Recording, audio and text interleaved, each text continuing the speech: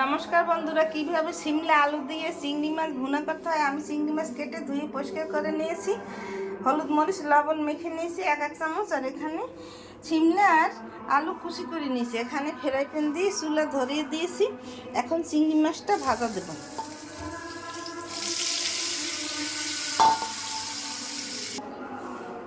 আর চিংড়ি মাছ আমার ভাজা হয়ে গেছে, এই পাশে তুলে নিয়েছি। এখন আর একটা ফ্রাই প্যানে করে দিয়ে দিয়েছি। এখন কড়াইতে 1 টেবিল চামচ তেল দিয়ে নেব।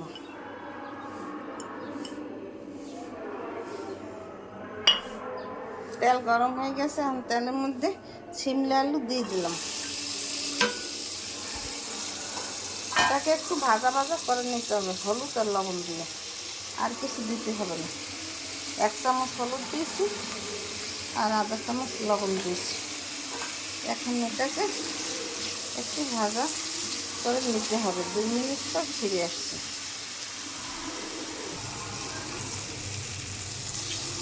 আমার আলু আর কুচি আর সিমলা কুচি ভাজা ভাজা হয়ে গেছে। এখন চিংড়ি মাছের মধ্যে তুলে নেব।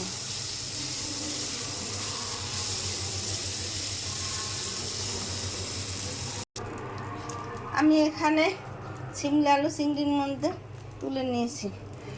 এখন 1 টেবিল চামচ তেল দিয়ে দিলাম। তেলের মধ্যে পেঁয়াজ রসুন আদা বাটা দিয়ে দিলাম 1 চামচ করে। পেঁয়াজ রসুনটা একটু ভাজা ভাজা হবে, তারপর 1 টেবিল চামচ জল। পেঁয়াজ রসুন ভাজা ভাজা হয়েছে, পেঁয়াজ দিয়ে তেল ছেড়ে গেছে দেখুন। এখন সামান্য একটু জল দিয়ে দিতে হবে, মশলা পুড়ে না যায় তার জন্য। এখন এর মধ্যে আধা চামচ হলুদের গুঁড়ি,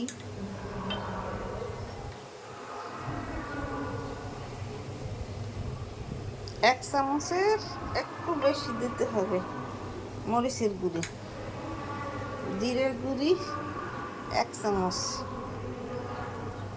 ধনে গুঁড়ি আধা চামচ,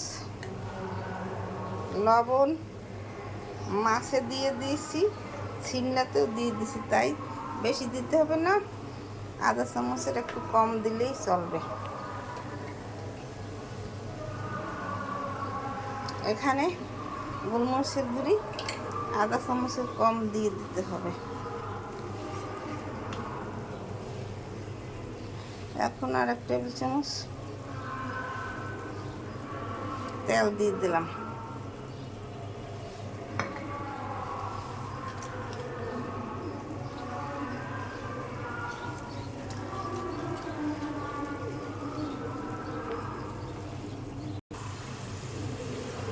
মশলার গায়ে তেল ছেড়ে গেছে। এখন একটু নারকেল আর সরষে বাটা দিয়ে দিলাম। এইভাবে ভুনা করে খেলে খুব সুস্বাদু লাগে। দেখেন রংটা কত সুন্দর হয়েছে। এখন চিংড়ি মাছ আর সিমলা কুচি দিয়ে দিলাম।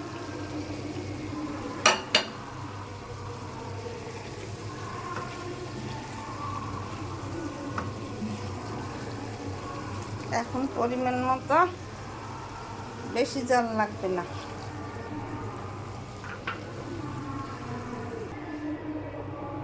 দু মিনিট পর ফিরে আসছি। আমি এখন ঢাকনা তুলে দিলাম।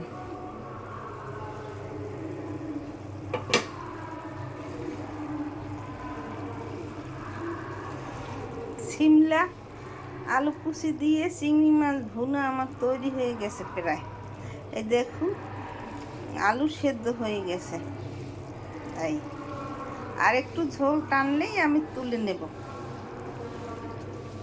কয়েকটা কাঁচামরিচ ভেঙে দিয়েছি, দেখানো হয় না।